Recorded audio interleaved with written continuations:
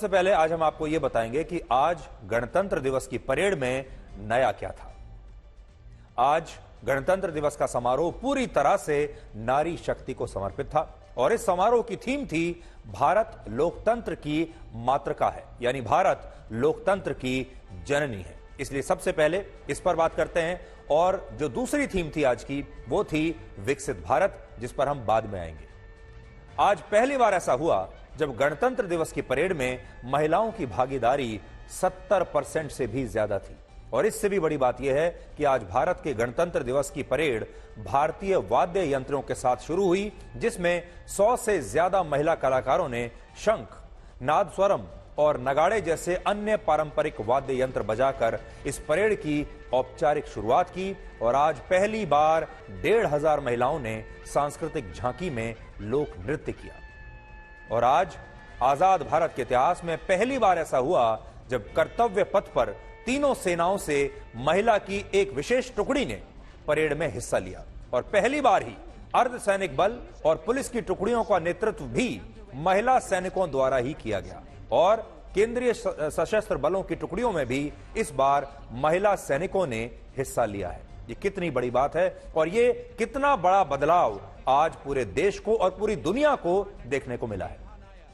इसके अलावा हर साल परेड में बीएसएफ, सीआरपीएफ और सशस्त्र सीमा बल से डेयर डेविल्स की जो टीम मोटरसाइकिल पर खतरनाक करतब दिखाते हुए कई योग मुद्राएं बनाती हैं, उस टीम में भी पहली बार महिला कर्मियों के एक विशेष समूह ने हिस्सा लिया। यह भी पहली बार हुआ। और आज पहली बार तीनों सेनाओं की महिला अग्निवीरों का एक जॉइंट दस्ता भी इस परेड में शामिल हुआ। और फ्लाई पास्ट में भी पहली बार 15 महिला पायलट्स शामिल हुई, जिन्होंने फ्लाई पास्ट में रफाल, सुखोई 30 और मिग 29 जैसे लड़ाकू विमान उड़ाकर आसमान में कई तरह की आकृतियां बनाई। और सबसे बड़ी बात यह है कि इस बार के परेड में केंद्र सरकार और राज्य सरकार की 26 झांकियां निकाली गईं और इनमें भी ज्यादातर झांकियां नारी सशक्तिकरण पर ही केंद्रित थी। और इनमें भी इसरो की झांकी इस बार चंद्रयान 3 को समर्पित थी, जिसमें चंद्रमा पर उस शिव शक्ति बिंदु को दिखाया गया जहां चंद्रयान 3 ने सुरक्षित लैंडिंग करके पिछले साल एक नया इतिहास रचा था। यानी जब आप नए भारत की इस गणतंत्र दिवस परेड को देखेंगे तो इसमें आपको नारी शक्ति नजर आएगी। इसमें आप ये भी समझ सकते हैं कि नरेंद्र मोदी जब से भारत के प्रधानमंत्री बने हैं, तब से महिला सशक्तिकरण पर उनका हमेशा विशेष ध्यान रहा है। बेटी बचाओ बेटी पढ़ाओ, प्रधानमंत्री उज्ज्वला योजना, 3 तलाक, राजनीति में महिलाओं को आरक्षण, भारतीय सेना में महिलाओं के लिए permanent commission, national defence academy में महिलाओं का प्रवेश और महिला सुरक्षा के लिए 11 करोड़ शौचालयों का निर्माण कराकर प्रधानमंत्री मोदी ने पहले दिन से ही महिला सशक्तिकरण को हकीकत में बदला है। और इसी का नतीजा है कि जब देश की महिलाएं ये सारे काम देखती हैं, ये सब कुछ अपनी आंखों के सामने होते हुए देखती हैं, तो वो चुनाव में प्रधानमंत्री मोदी को अपना वोट भी देती हैं। और पिछली सरकारों में जिस एम फैक्टर का मतलब मुस्लिम फैक्टर हुआ करता था, वो एम फैक्टर मोदी सरकार में अब महिला फैक्टर बन गया है। सहायक कमांडेंट सीमानाग अभिवादन फॉर्मेशन में सलामी मंच के सामने से गुजरते हुए शौर्य और संतुलन की मिसाल पेश करते हुए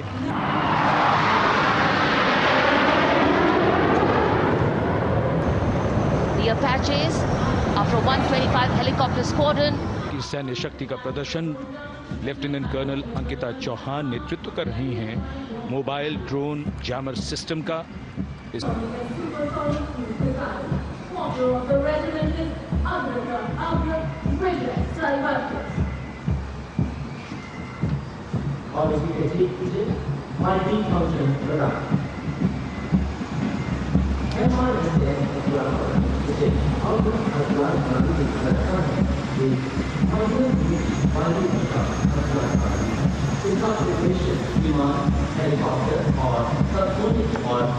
And now going past the saluting base.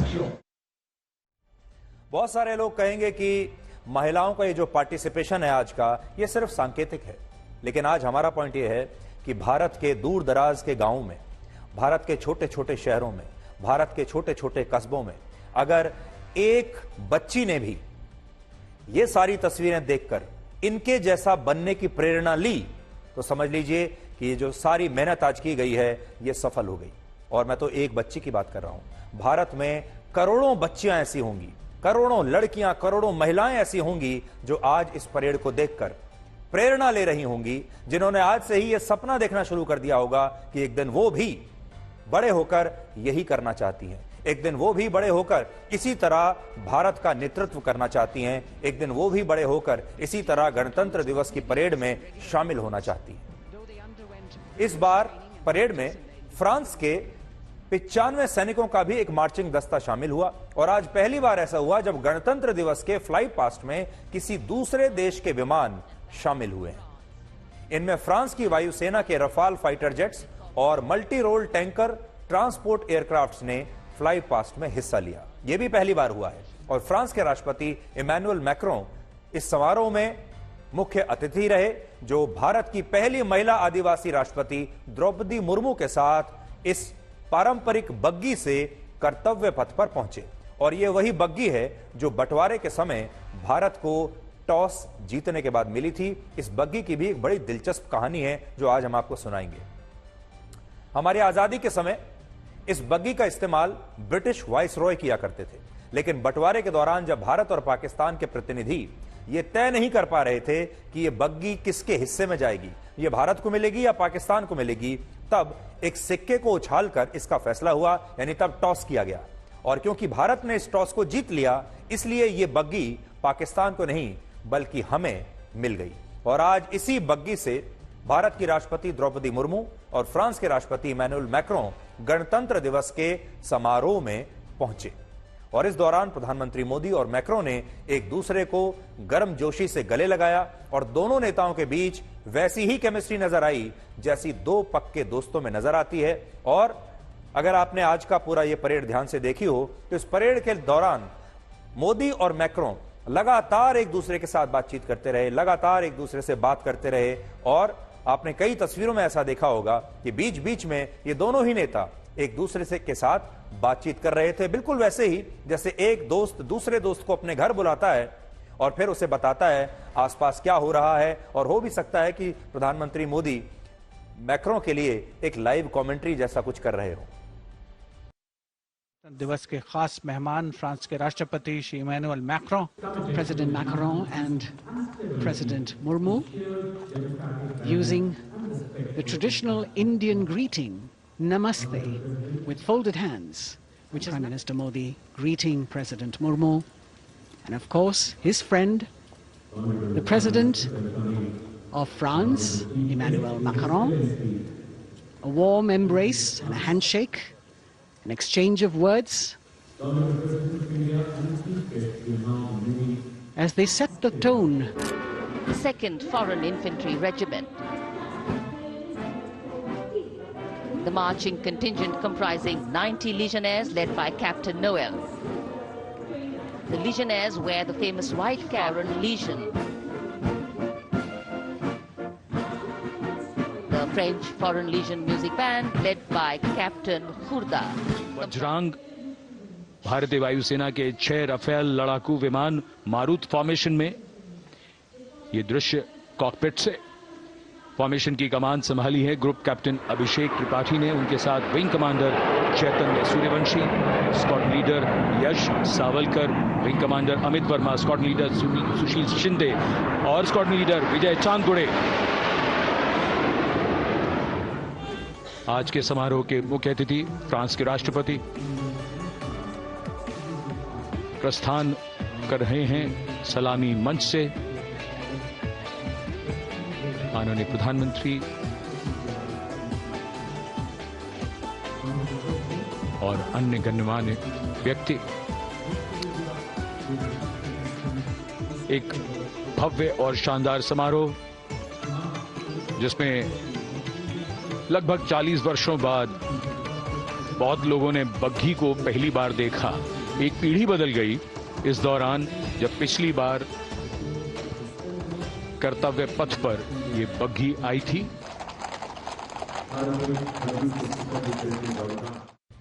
अब आज की परेड की एक और खासियत आपको बताता हूं, क्योंकि इसमें ज्यादातर ऐसे हथियारों को आज प्रदर्शित किया गया है जो भारत में बने हथियार हैं और पूरी तरह से मेड इन इंडिया हथियार हैं। इनमें भारत की anti tank missile Nag, light combat helicopter Prachand, advanced light helicopter Dhruv, rocket launcher Pinaka, T-90 Bhishma tank और वेपन लोकेटिंग रडार स्वाति को सेना की झांकियों में प्रदर्शित किया गया। और ये सारे वो हथियार हैं जिन्हें भारत में ही विकसित किया गया है। इससे पहले भारत पूरी तरह से विदेशों में बने हथियारों पर निर्भर रहा करता था, इसलिए गणतंत्र दिवस की परेड में भी विदेशों में बने हथियारों को ही प्रदर्शित किया जाता था। लेकिन अब यह परंपरा बदल रही है और भारत की parade made in India parade का स्वरूप अब लेती जा रही है। और खास तौर पर जब आपके साथ एक विदेशी मेहमान बैठे हों, फ्रांस के राष्ट्रपति मैक्रों बैठे हों, तो जो बाहर से जो लोग आते हैं ये भी देखते हैं, जब ये वहां पर हमारी गणतंत्र दिवस की परेड को देखते हैं, हमारी टेक्नोलॉजी को उसमें प्रदर्शित किया जाता है, हमारे रक्षा की टेक्नोलॉजी को प्रदर्शित किया जाता है, हमारे हथियारों को प्रदर्शित किया जाता है, तो ये जो बाहर से आने वाले बड़े बड़े नेता हैं विदेशों के, ये भी देखते हैं कि भारत में कितना काम हो रहा है, भारत कैसे अब आत्मनिर्भर बन रहा है और कैसे भारत अब हथियारों के मामले में दूसरे देशों पर निर्भरता अपनी कम कर रहा है। तो इससे पूरी दुनिया को भी यह पता चलता है कि असल में भारत की रणनीति क्या है और भारत कैसे अपने अलग बनाए हुए रास्ते पर अब निकल पड़ा है और उसमें सफलता भी हासिल कर रहा है। मैकेनाइज्ड इन्फेंट्री रेजिमेंट के नाग मिसाइल सिस्टम की है, जिसका नेतृत्व 17 मैकेनाइज्ड इन्फेंट्री रेजिमेंट के कैप्टन अभय पंडित कर रहे हैं। And these are shots taken from Prachand, the first formation, which is in a short while from now will go past the saluting base. Advanced light helicopter Mark 4 in arrow formation, led by Group Captain Deepak Vishnoi. कर्तव्य पथ पर सलामी मंच के सामने अगली टुकड़ी tank T-90 Bhishma की है, जिसका नेतृत्व 42 बख्तरबंद रेजिमेंट के लेफ्टिनेंट फैज सिंह ढिल्लन कर रहे हैं। We have the Pinaka of the Regiment of Artillery, led by Lieutenant Priyanka Sevda. We now have Swati, the weapon locating radar system, led by Lieutenant Deepti Rana of the Regiment of Artillery. आज की parade में सबसे बड़ा आकर्षण उत्तर प्रदेश की झांकी को लेकर रहा, जिसमें राम मंदिर और भगवान श्री राम की प्रतिमा को दिखाया गया था। सबसे ज्यादा चर्चा आज इसी की हो रही थी। आपको याद होगा कल शाम को राष्ट्रपति मैक्रों और प्रधानमंत्री मोदी जयपुर में थे, जहां उनका एक रोड शो भी हुआ था। और वहां जब प्रधानमंत्री मोदी राष्ट्रपति मैक्रों को वहां के लोकल बाजार में लेकर गए और वहां उन्होंने राम मंदिर का एक मॉडल खरीदकर राष्ट्रपति मैक्रों को तोहफे में दिया। और कल पूरी दुनिया ने फ्रांस के राष्ट्रपति के हाथ में राम मंदिर के इस मॉडल को देखा। कल भी हमने आपको बताया था कि ये एक बहुत बड़ी स्टेटमेंट है, ये एक बहुत बड़ी बात है जब फ्रांस जैसे बड़े देश का राष्ट्रपति राम मंदिर के एक मॉडल को लेकर खड़ा है। और ये राम मंदिर का मॉडल अब उनके साथ वापस फ्रांस जाएगा। पश्चिमी देशों ने राम मंदिर को लेकर अब तक बहुत दुष्प्रचार किया है। वहां के एनजीओज ने, वहां के मीडिया ने, वहां के नेताओं ने राम मंदिर को देखने के लिए एक अलग ही लेंस का इस्तेमाल किया है। लेकिन अब राम मंदिर की जो सॉफ्ट पावर है वो पूरी दुनिया को नजर आ रही है। और आज जब गणतंत्र दिवस की झांकी में भी राम मंदिर नजर आया तो पूरी दुनिया ने देखा, पूरे भारत ने देखा और राष्ट्रपति मैक्रों ने भी देखा कि राम मंदिर की ताकत क्या है। और निश्चित रूप से यह सबसे लोकप्रिय झांकी बन गई। अब आपको फ्लाई पास्ट की शानदार तस्वीरें दिखाते हैं, जिसमें कुल मिलाकर 51 मिलिट्री एयरक्राफ्ट्स ने हिस्सा लिया, जिनमें 29 लड़ाकू विमान शामिल थे। और पहली बार इस फ्लाई पास्ट में भारत में ही निर्मित ट्रांसपोर्ट एयरक्राफ्ट C-295 ने हिस्सा लिया। और इस दौरान इन एयरक्राफ्ट्स ने आसमान में कुल मिलाकर 11 फॉर्मेशंस बनाए और इनमें प्रमुख फॉर्मेशन के नाम थे विजय, त्रिशूल, अमृत, तेजस, भीम, वरुण, नेत्र, अर्जुन और तांगेल फॉर्मेशन। अब आप देखिए बहुत शानदार तस्वीरों के साथ, क्योंकि जब ये फॉर्मेशंस बन रही थी तभी इनके वीडियोस लिए गए हैं हवा में, इनकी तस्वीरें हवा में ली गई हैं। और ये तस्वीरें आज इतनी शानदार हैं, इतनी विशाल हैं कि आपको भी ये तस्वीरें देखने में, इन हवाई जहाजों को देखने में, एयरक्राफ्ट्स को देखने में आपको आनंद भी आएगा और इससे आपको भारत की ताकत का भी एहसास होगा। यहां शानदार fly past. The to herald the beginning of the second innings. The Prachand formation, led by our very own indigenously manufactured light combat helicopter, flanked by the Apache and indigenous. अगली फॉर्मेशन होगी तंगेल. ये दृश्य कैसा दिखता है, ये formation आपके लिए खास तौर पर. The Arjun formation, named after Marshal of the Air Force Arjun Singh. The C-295, the latest tactical transport aircraft of the Indian Air Force from 11th Squadron. ये अगली फॉर्मेशन नेत्र फॉर्मेशन. ये उसके दृश्य. इस विमान के दोनों तरफ multi role Sukhoi 30 MKI fighter विमान. Here, these are shots of the Varuna formation. और ये भीम फॉर्मेशन के दृश्य. 3 सुखोई 30 MKI लड़ाकू जहाज त्रिशूल फॉर्मेशन में गुजरेंगे. Now we have the Amrit formation, and these are views that you can see of that. All Jaguars, and the Arrowhead formation will be flown by 6 Jaguar aircraft. Now of the Vijay formation, to mark the conclusion of the Grand Republic Day celebration. क्या आप जानते हैं कि 26 जनवरी 1950 को भारत के पहले गणतंत्र दिवस की परेड उस समय के राजपथ पर नहीं हुई थी, बल्कि यह परेड इरविन स्टेडियम में हुई थी, जिसका नाम भारत के ब्रिटिश वाइसरॉय लॉर्ड इरविन के नाम पर रखा गया था, और यह दिल्ली में है. लेकिन अब इस स्टेडियम का नाम मेजर ध्यानचंद स्टेडियम हो चुका है.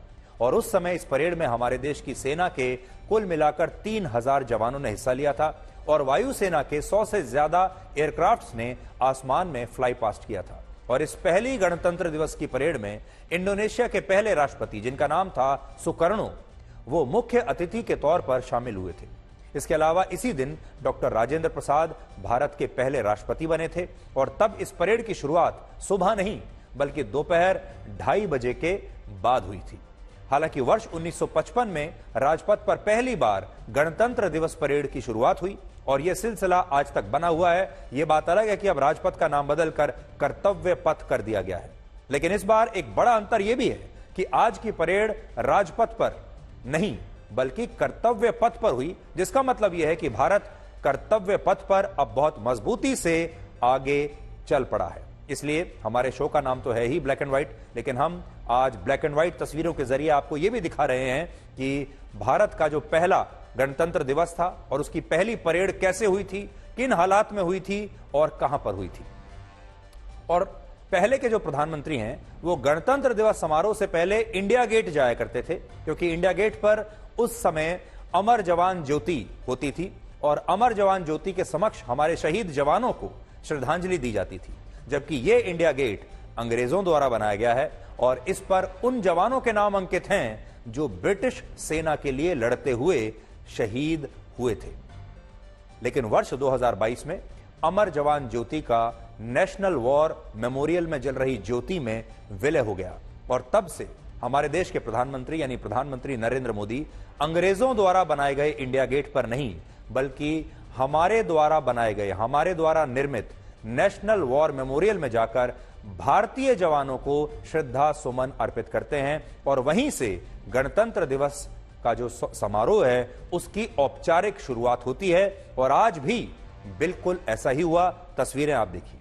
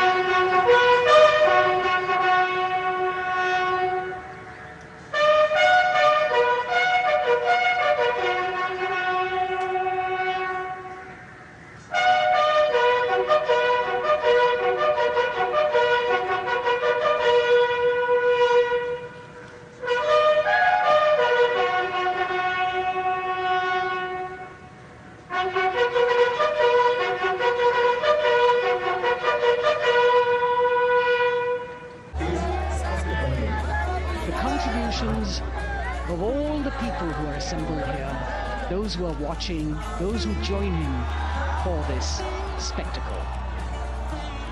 The form of government chosen by the leaders of a nation is a critical determinant of the type of life its citizens and future generations will live. And when India chose to become a democracy, it set for itself a daunting and difficult path.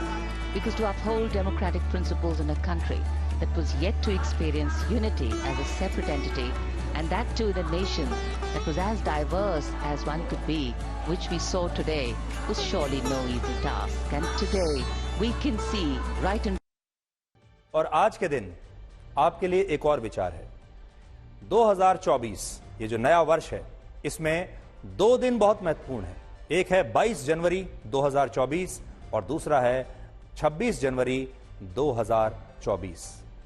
26 जनवरी 1950 का दिन वो है जब भारत एक राष्ट्र के तौर पर स्थापित हुआ था, जब हमने अपना संविधान अपनाया था, या आप ये कह सकते हैं कि जब हमारा राष्ट्र सही मायनों में आजाद राष्ट्र बना था। और 22 जनवरी 2024 वो दिन है जब हमारा आजाद राष्ट्र जो हुआ था, यानी आप ये कह सकते हैं कि हमारा शरीर तो आजाद हुआ था लेकिन हमारी आत्मा आजाद नहीं हुई थी। 22 जनवरी 2024 को भारत की आत्मा आजाद हुई। भारत की पहचान, भारत की संस्कृति, भारत की अस्मिता, भारत का स्वाभिमान वो आजाद हुआ। उस दिन हमारे प्राणों की प्रतिष्ठा हुई।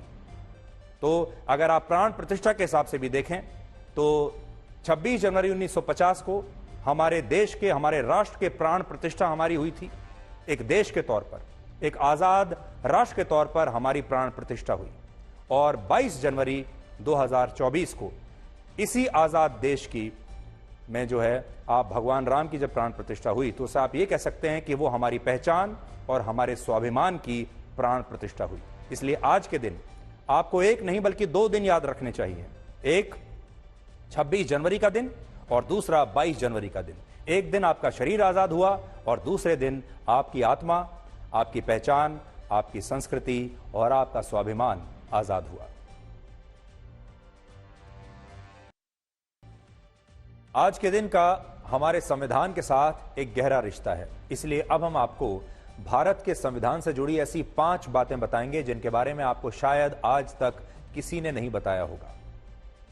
भारत के पहले प्रधानमंत्री पंडित जवाहरलाल नेहरू ने भारत का संविधान लिखने के लिए स्वयं प्रेम बिहारी नारायण का चुनाव किया था। उन्होंने स्वयं किया यह चुनाव। लेकिन दिलचस्प बात यह है कि इस दौरान दोनों की ही एक शर्त भी थी।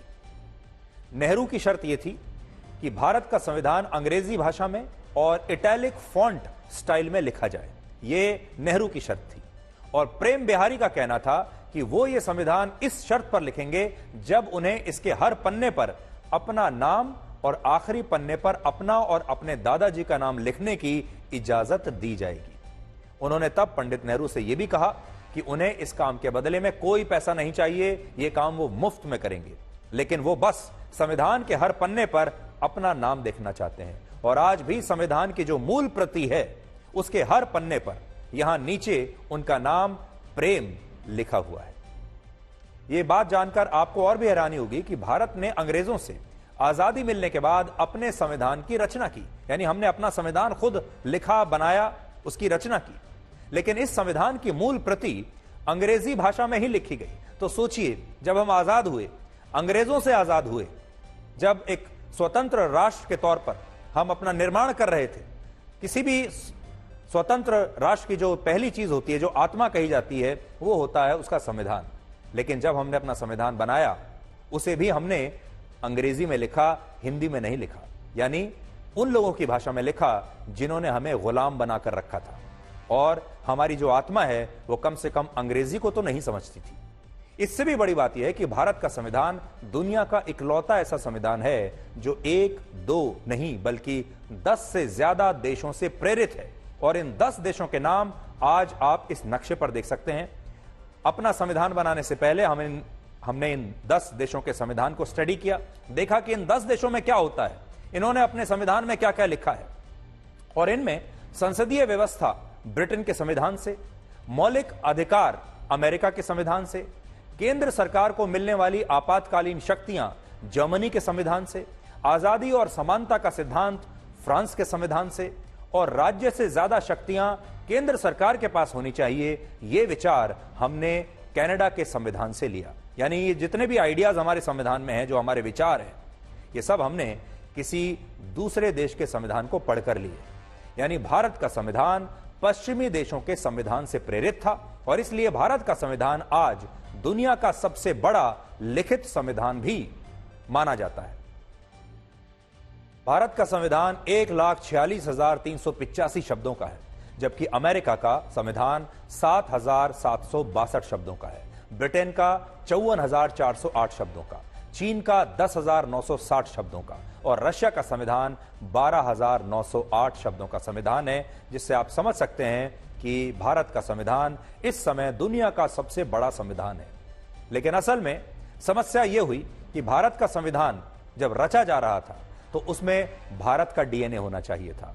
भारत की व्यवस्थाएं क्या हैं, भारत की सोच क्या है, भारत की पहचान क्या है, भारत की चुनौतियां क्या हैं, भारत की संस्कृति क्या है, इस सब का ध्यान रखा जाना चाहिए था। भारत के लोग क्या सोचते हैं, भारत के लोगों की आदतें क्या हैं, भारत के लोगों की चुनौतियां क्या हैं। और हमारी चुनौतियां अलग हैं, अमेरिका की चुनौतियां अलग हैं, ब्रिटेन की अलग हैं, कनाडा की अलग हैं। यूरोप के देशों की चुनौतियां उस समय अलग थी, उनके विचार अलग थे, मानवाधिकारों के लिए उनके विचार अलग थे और हमारे यहां मानवाधिकारों की चुनौतियां अलग थी। उस समय उनकी चुनौती भूख और प्यास नहीं थी, गरीबी नहीं थी, जबकि हमारी जो सबसे बड़ी चुनौती थी वो गरीबी थी, भूख, प्यास, शिक्षा, ये सब हमारी चुनौतियां थी। लेकिन कई बार ऐसा लगा कि संविधान जब लिखा गया तो संविधान लिखने वालों ने जो विदेशी संविधान थे, पश्चिमी देशों के जो संविधान थे, उनसे ज्यादा प्रेरणा ले ली और वो अपने देश के डीएनए को भूल गए। एक और कड़वा सच यह है कि डॉक्टर भीमराव अंबेडकर भारतीय संविधान के मुख्य वास्तुकार थे, लेकिन उन्होंने जिस संविधान की रचना की थी उस संविधान में कहीं भी भारत को धर्मनिरपेक्ष और समाजवादी देश के रूप में परिभाषित नहीं किया गया था। भारत के मूल संविधान में लिखा था कि भारत एक सॉवरेन डेमोक्रेटिक रिपब्लिक है, लेकिन वर्ष 1976 में इंदिरा गांधी ने इसमें सोशलिस्ट और सेक्युलर शब्द जोड़ दिए और इस तरह हमारा देश एक sovereign, socialist, secular, democratic Republic बना। इसके अलावा जिस दौर में भारत के संविधान में धर्मनिरपेक्ष शब्द जोड़ दिया, उस दौर में भारत के संविधान को कॉन्स्टिट्यूशन ऑफ इंडिया नहीं बल्कि कॉन्स्टिट्यूशन ऑफ इंदिरा कहा जाने लगा था। एक और कड़वा सच है कि हमारे देश के लोगों ने संविधान लागू होने के सिर्फ 1.5 वर्षों में ही डॉक्टर भीमराव अंबेडकर को भुला दिया था। यह भी कड़वा सच है। आज भीमराव अंबेडकर के नाम पर न जाने कितने नेता और कितनी पार्टियां अपनी अपनी दुकान चलाते हैं। आज भीमराव अंबेडकर को जगह जगह श्रद्धांजलि दी जाती है, उनकी प्रतिमाएं आपको देखने को मिलती हैं, लेकिन हमारे देश ने, हमारी राजनीतिक व्यवस्था ने उनके साथ क्या किया ये शायद आप भूल चुके हो। वर्ष 1951 और 52 में जब भारत के पहले लोकसभा चुनाव हुए, देखिए याद रखिएगा, जब भारत का पहला लोकसभा चुनाव हुआ 1951 और 52 में, तब डॉक्टर अंबेडकर ने नेहरू की कांग्रेस पार्टी के खिलाफ एक नई पार्टी का गठन किया जिसका नाम था शेड्यूल्ड कास्ट फेडरेशन। उनकी पार्टी ने तब पहले चुनाव में 10 राज्यों की 35 सीटों पर चुनाव लड़ा, लेकिन उन्हें इन 35 में से सिर्फ 2 सीटों पर जीत मिली, जबकि 14 सीटों पर उनकी पार्टी के उम्मीदवारों की जमानत जब्त हो गई। और हैरानी की बात यह कि खुद अंबेडकर बॉम्बे लोकसभा सीट से चुनाव हार गए थे। यानी भीमराव अंबेडकर जब पहली बार इस देश में चुनाव लड़ने के लिए उतरे हमारे पहले लोकसभा चुनाव में, तो वो हार गए थे और तब तक उनकी पंडित नेहरू से खटपट हो चुकी थी। इसके अलावा पंडित जवाहरलाल नेहरू और उनकी सुपुत्री इंदिरा गांधी को उनके जीवित रहते हुए ही भारत रत्न से सम्मानित किया गया था। यह पूरा देश जानता है। नेहरू को भी भारत रत्न मिला उनके जीवित रहते हुए और इंदिरा गांधी को भी मिला, लेकिन डॉक्टर भीमराव अंबेडकर को उनकी मृत्यु के 34 वर्षों के बाद 1990 में तब भारत रत्न मिला, जब देश में एक गैर कांग्रेस सरकार थी और प्रधानमंत्री वीपी सिंह थे। वीपी सिंह ने जाकर बी आर अंबेडकर को भारत रत्न दिया। दुख की बात आज यह है कि हमारे देश में जिन शब्दों का सबसे ज्यादा दुरुपयोग होता है उनमें संविधान शब्द सबसे ऊपर है। हमारे देश में बहुत सारे नेता ऐसे हैं जो अपने परिवार और अपने राजनीतिक भविष्य को खतरे में देखते हैं तो उन्हें देश का संविधान खतरे में दिखाई देने लगता है। जैसे ही उनके परिवार पर बात आती है, जैसे ही कानून का शिकंजा उन तक पहुंचता है, तो वो सबसे पहली बात जो कहते हैं वो कहते हैं कि भारत का संविधान ही खतरे में आ गया है। तो आपने भी वर्षों से ये बात सुनी होगी कि भारत का संविधान हमेशा से ही खतरे में ही रहता है, जबकि संविधान का असली अर्थ क्या होता है आज भी ये बहुत सारे लोग हमारे देश के जानते ही नहीं है। संविधान शब्द दो शब्दों से मिलकर बना है, सम और विधान। सम का अर्थ है समान और विधान का अर्थ है नियम और कानून, यानी जो नियम और कानून सभी नागरिकों पर एक समान रूप से लागू होते हैं उसे संविधान कहते हैं। अब एक बड़ा प्रश्न आपके लिए भी है, क्या आपको लगता है कि हमारे देश में सभी नियम और कानून समानता से सब पर एक साथ लागू होते हैं? गरीब पर, अमीर पर, वीआईपी पर, साधारण आदमी पर? यह बात आप खुद सोचकर आज बताइएगा। संविधान का मूल विचार कहता है कि यह किसी देश की नीतियों और सिद्धांतों का एक ऐसा संग्रह है जिसके आधार पर उस देश की शासन व्यवस्था को संचालित किया जाता है। लेकिन सोचिए, क्या भारत में ऐसा आपने होते हुए देखा है? और आज भी हमारे देश में शादी, तलाक और संपत्ति जैसे मामलों के लिए हिंदू, सिख, जैन और बौद्ध धर्म के लोग तो एक समान कानून के दायरे में आते हैं, लेकिन इन्हीं मामलों के निपटारे के लिए भारत में मुस्लिम, ईसाई और पारसी धर्म के लोगों के पास अपने अपने पर्सनल लॉज हैं। यानी पूरी दुनिया में भारत शायद इकलौता ऐसा धर्मनिरपेक्ष देश है या अपने आप को धर्म निरपेक्ष बताने वाला देश है जहां कानून ही धर्म के हिसाब से बटा हुआ है। एक धर्म के लिए अलग कानून है, दूसरे धर्म के लिए अलग कानून है। और बड़ी बात यह है कि जो नेता अक्सर भारत के संविधान को खतरे में बताते हैं वो इस भेदभाव पर कभी कोई बात नहीं करते, बल्कि इसी भेदभाव के आधार पर वो वोट मांगने जाते हैं और कहते हैं लोगों को कि ये भेदभाव हम जारी रखेंगे, इसलिए हमें वोट दीजिए। लेकिन इस विडंबना को आप एक और उदाहरण से आज समझ सकते हैं। वर्ष 1991 में कांग्रेस पार्टी की सरकार संसद में एक कानून लेकर आई। याद रखिएगा, वर्ष 1991 क्या कानून लेकर आई? इसे कहते थे प्लेसेस ऑफ वर्शिप एक्ट। यह कानून कहता है कि अयोध्या को छोड़कर, यानी अयोध्या में राम मंदिर, बाबरी मस्जिद के विवाद को छोड़कर देश में सभी धार्मिक स्थलों को उसी यथास्थिति में बरकरार रखा जाएगा जो 15 अगस्त 1947 से पहले की थी। यानी 15 अगस्त 1947 से पहले अगर किसी स्थान पर मस्जिद थी तो वो मस्जिद भविष्य में भी मस्जिद ही रहेगी, और किसी स्थान पर अगर मंदिर था तो वो भविष्य में मंदिर ही रहेगा। लेकिन जो यथास्थिति 15 अगस्त 1947 से पहले की थी वही रहेगी। एक ही अपवाद है और वो था अयोध्या में राम मंदिर और बाबरी मस्जिद। और इसके लिए कांग्रेस पार्टी ये कानून लेकर आई। ये कानून जब संसद में पेश हुआ तब बीजेपी विपक्ष में थी और बीजेपी बार बार यही कह रही थी कि इस कानून का मकसद उन मस्जिदों को बचाना है जिनका निर्माण मंदिरों को तोड़कर किया गया है। वरना आप खुद सोचिए कि इस कानून की हमारे देश में आजादी के बाद लाने की क्या आवश्यकता थी। जाहिर है इस कानून की जो आवश्यकता थी वो सिर्फ ये थी कि जितनी भी मस्जिदें हैं वो वैसे ही बरकरार रहें।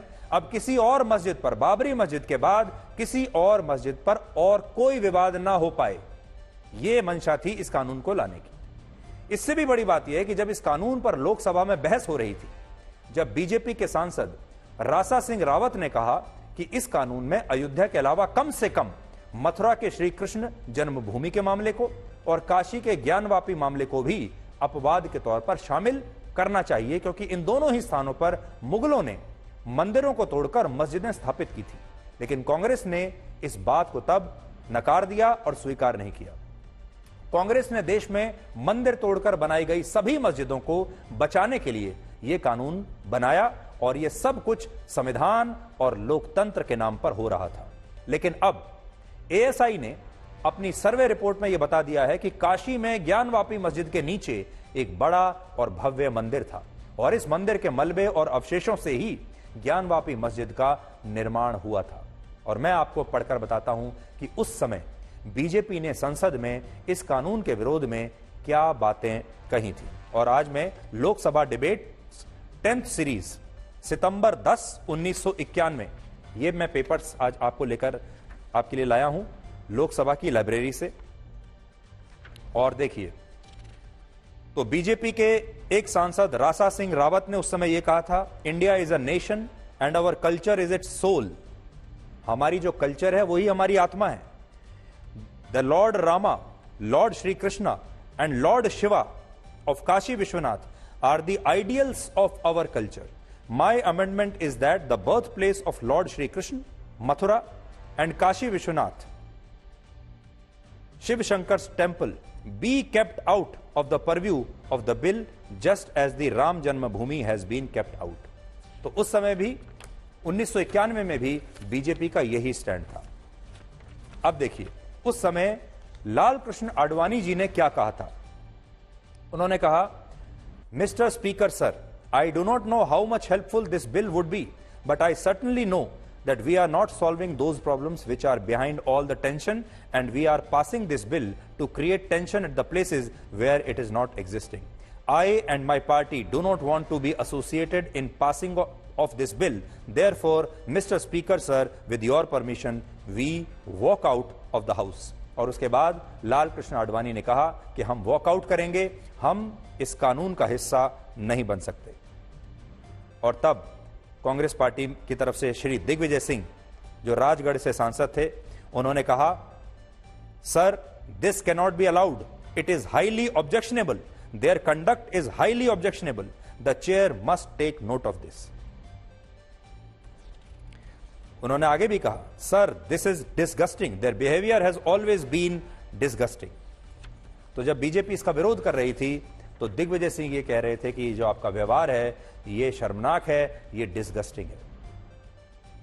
अब देखिए, एएसआई ने ज्ञानवापी मस्जिद के बारे में अपनी रिपोर्ट में कौन सी 5 बड़ी बातें बताई हैं, ये पूरे देश को जाननी चाहिए। और ये हम नहीं कह रहे, ये कोई मान्यताएं नहीं कह रही।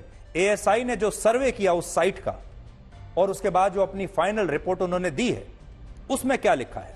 पहली बात, मस्जिद के तहखाने में हिंदू देवी देवताओं की मूर्तियां पाई गई हैं। अब आप सोचिए, तहखाने में, मस्जिद के तहखाने में नीचे हिंदुओं की देवी देवताओं की मूर्तियां क्या कर रही थी। दूसरा, 17वीं सदी में मंदिर को तोड़कर यहां ज्ञानवापी मस्जिद का निर्माण हुआ और इस मस्जिद को बनाने के लिए प्राचीन मंदिर के ही खंभों का इस्तेमाल हुआ और इस दौरान खंभों पर अंकित नक्काशी को भी मिटाने की कोशिश की गई। तीसरा पॉइंट उन्होंने लिखा है एएसआई ने, मस्जिद से कन्नड़, तेलुगु और देवनागरी लिपि में कुल मिलाकर 34 ऐसे शिलालेख मिले हैं जो मस्जिद के स्थान पर पहले मंदिर होने का प्रमाण पेश करते हैं और इन शिलालेखों में जनार्दन, रुद्र, उमेश्वर और महामुक्ति मंडप जैसे शब्द लिखे हुए हैं। चौथा पॉइंट, ज्ञानवापी मस्जिद की पश्चिमी दीवार प्राचीन मंदिर का ही अवशेष है जिसे मुगलों ने ध्वस्त न करके मस्जिद में ही सम्मिलित कर लिया था, मस्जिद में ही मिला लिया था। और पांचवां पॉइंट, ज्ञानवापी मस्जिद के ढांचे से पता चलता है कि इसका निर्माण 17वीं सदी में हुआ था और यह मस्जिद प्राचीन मंदिर के मलबे से ही बनाई गई थी। तो प्राचीन मंदिर को पहले ध्वस्त किया, उसी के मलबे से मस्जिद बना दी, कई जगह पर उसी मंदिर के खंभों को दोबारा से रिसाइकल करके इस्तेमाल कर लिया गया। इसलिए हमें लगता है कि अयोध्या के बाद अब जब एएसआई के सर्वेक्षण से यह साबित हो गया है कि काशी में ज्ञानवापी मस्जिद मंदिर को तोड़कर बनाई गई थी, तब हमारे देश के मुस्लिम पक्षकारों को अब बड़ा दिल दिखाते हुए इस सत्य को स्वीकार कर लेना चाहिए और यह कहना चाहिए कि वो इतिहास में मुगलों द्वारा किए गए आक्रमण को एक बड़ी गलती मानकर इस गलती को सुधारने के लिए अब तैयार हैं और उन्हें भाईचारा दिखाते हुए ज्ञानवापी की जमीन जहां मंदिर निकला है, उस जमीन को, उस स्थान को हिंदुओं को स्वेच्छा से सौंप देना चाहिए। ये एक अवसर मुस्लिम पक्षकारों को अयोध्या में भी मिला था। अगर अयोध्या में जब ये विवाद हुआ था राम मंदिर और बाबरी मस्जिद का, उस समय भी अगर मुस्लिम पक्षकार इस अवसर का फायदा उठाते और कहते क्योंकि ये हिंदुओं के भगवान श्री राम की जन्मभूमि है, उनका इससे विशेष लगाव है, हिंदुओं के लिए ये जीवन और मृत्यु का प्रश्न है, जबकि मुसलमानों के लिए ये सिर्फ एक मस्जिद थी और ऐसी मस्जिद जिसका वो इस्तेमाल भी नहीं करते थे, जहां वो नमाज भी नहीं अदा करते थे, जिसे उन्होंने खंडर की तरह छोड़ा हुआ था, उनके लिए ये एक सिर्फ प्रॉपर्टी थी, एक वो भी एक डिस्प्यूटेड प्रॉपर्टी। अगर मुस्लिम पक्षकार चाहते तो इस डिस्प्यूटेड प्रॉपर्टी को वो छोड़ सकते थे हिंदुओं के लिए। और आप देखते उसके बाद वर्षों तक हमारे देश में जितना खून बहा है, जितने दंगे हुए हैं, जो नफरत फैली है उसके नाम पर, जो उसके नाम पर लोगों ने चुनाव लड़े हैं, जो उसके नाम पर वोट बैंक तैयार किए गए हैं, जो उसके नाम पर दोनों संप्रदायों को लड़ाने की कोशिश की गई है, उसके नाम पर न जाने कितने दोनों संप्रदायों के नए नए ठेकेदार पैदा हुए हैं, ये सब कुछ ना हुआ होता।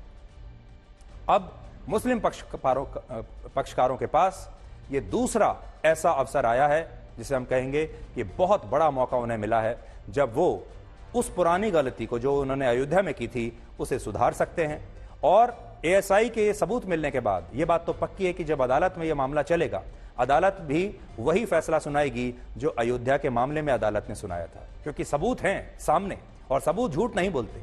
ऐसे में मुस्लिम पक्षकारों को यह चाहिए कि वो इस अवसर का फायदा उठाएं और हमारे देश में हिंदू और मुसलमानों के भाईचारे की एक नई परंपरा और एक नई मिसाल वो कायम करें और स्वेच्छा से ये कह दें कि भाई ये स्थान आप ले लीजिए और हम आपको स्वेच्छा से ही ये स्थान देते हैं। और हमारे पूर्वजों से उस समय ये गलती हुई कि हमने मंदिर को ध्वस्त किया और इस पर मस्जिद बना ली, क्योंकि जो गलत है वो गलत है, चाहे वो पहले हुआ हो या बाद में हुआ हो।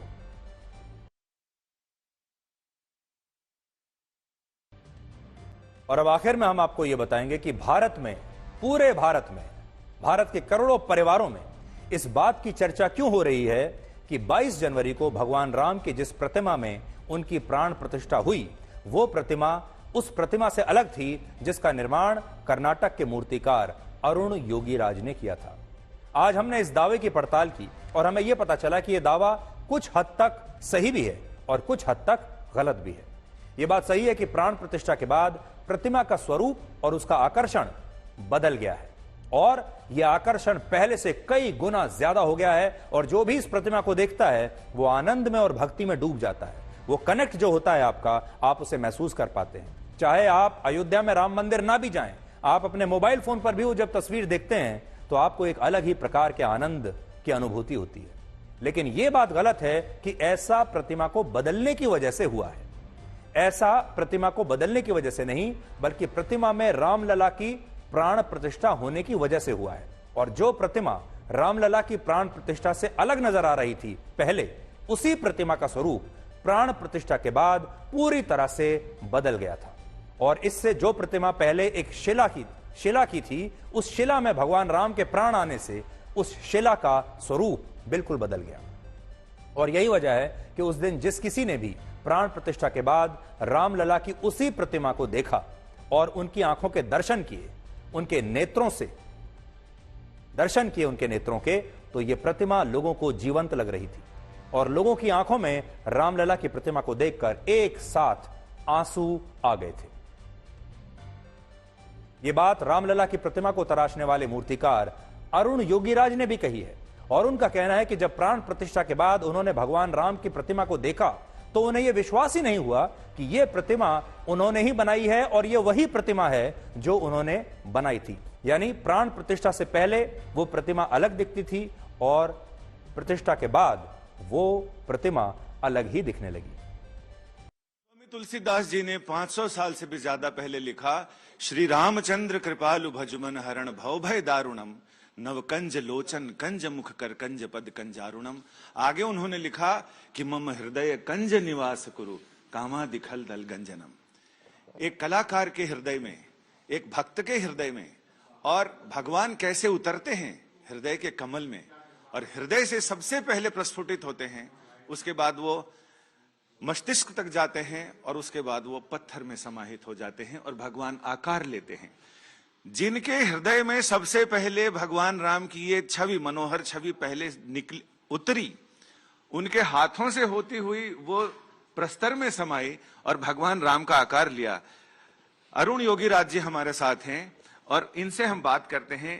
ये जो पंक्ति है, मम हृदय कंज निवास, आपके हृदय में रामलला उतरे, कैसे उतरे, इसके बारे में हमारे दर्शकों को बताइए। सबको धन्यवाद। जय श्री राम। जय श्री राम। पहला हमको इस काम के लिए चुना गया था, वो बहुत बड़ी जिम्मेदारी था हमारा पूरा देश के लिए। लल्ला को दर्शन करवाना बहुत बड़ी काम दिया गया था।